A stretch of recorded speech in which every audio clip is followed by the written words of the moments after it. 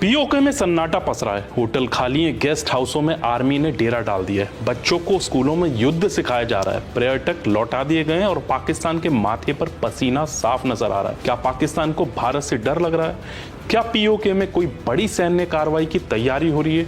क्या वो घड़ी नजदीक है जब इतिहास फिर से करवट लेगा? नमस्कार, आप देख रहे हैं सीमा के पार की सच्चाई और आज की ये रिपोर्ट है पीओके में डर की दस्तक। पहलगाम हमला, एक चिंगारी जिसने भारत को झुलसा दिया। 22 अप्रैल पहलगाम धरती की स्वर्ग को आतंकियों ने लहूलुहान कर दिया।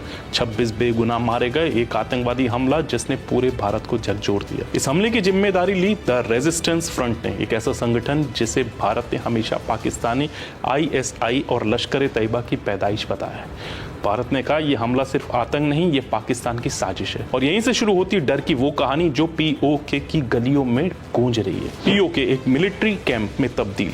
हमारे पास जो रिपोर्ट्स आई हैं वो चौंका देने वाली है। पीओके के होटल और गेस्ट हाउस अब आम लोगों के लिए नहीं है, सेना के लिए रिजर्व कर दिए गए।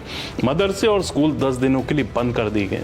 पीओके की नीलम वैली जो कभी पर्यटकों की पसंदीदा जगह थी अब खाली कराई जा रही है। नीलम वैली, मुजफ्फराबाद, कोटली, हर जगह पर एक ही चीज़ है, बेचैनी, भय और तैयारी। पाकिस्तानी सेना पीओके में ऐसा व्यवहार कर रही है जैसे युद्ध बस दरवाजे पर खड़ा है। बच्चों को वॉर ट्रेनिंग, पीओके का बचपन अब हथियारों की तरफ। अब सुनिए सबसे डरावनी बात, पीओके के बच्चों को सिखाया जा रहा है फर्स्ट एड, फायर फाइटिंग और रिस्क एस्केप। स्कूलों के मैदानों में बनाए जा रहे इमरजेंसी मेडिकल ट्रेनिंग सेंटर। बच्चों को कहा जा रहा है अगर भारत हमला करे तो कैसे बचना है, कैसे लोगों की जान बचानी है।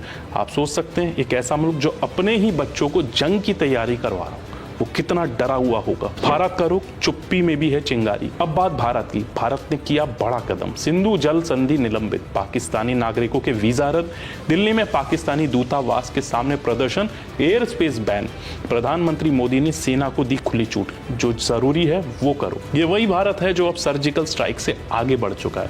अब सिर्फ शब्द नहीं कदम भी बोलते हैं। पाकिस्तान की घबराहट कैमरे पर भी और कैमरे के पीछे भी। इधर पीओके में इमरजेंसी जैसे हालात हैं। वहां के नेताओं का कहना है कि अगर हालात बिगड़े तो हम इमरजेंसी लागू करेंगे। सोचिए एक ऐसा इलाका जो खुद पाकिस्तान के नियंत्रण में है, वहां के नेता कह रहे हैं हमें भारत से खतरा है। क्या ये डर वाजिब है या फिर से ये सिर्फ अपराध बोध की प्रतिक्रिया है जो आतंकी गतिविधियों की वजह से है? दुनिया क्या कह रही है? अमेरिका, UN, चीन सभी ने संयम बरतने की सलाह दी है, लेकिन इस बार भारत में माहौल अलग है। हर आम आदमी कह रहा है अब बहुत हुआ। दुनिया देख रही है कि भारत अब सिर्फ सहता नहीं, जवाब देना जानता है। क्या वो इलाका जिसे हम दशकों से सिर्फ नक्शे में अपना कहते थे अब असल में हमारा बन पाएगा? सवाल जिंदा है, जवाब वक्त देगा। जय हिंद।